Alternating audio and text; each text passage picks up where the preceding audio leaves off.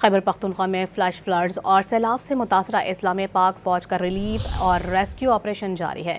شانگلہ اور بونیر میں پاکستان آرمی کے انجینئرز کور امدادی کارروائیوں میں شریک ہیں۔ پیر بابا بائی پاس کو ہر قسم کی ٹریفک کے لیے کھول دیا گیا ہے۔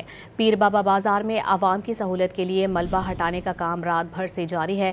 پاک فوج کی جانب سے گاؤں کو گوکن جانے والی سڑک کو بھی 3 مقامات سے کھول دیا گیا ہے۔ بشونی کے قریب نالے سے اب تک 5 افراد کی لاشیں نکال لی گئی ہیں۔ خیبر پختونخوا میں فلیش فلڈز اور سیلاب سے متاثرہ اسلام پاک فوج کا ریلیف اور ریسکیو آپریشن جاری ہے۔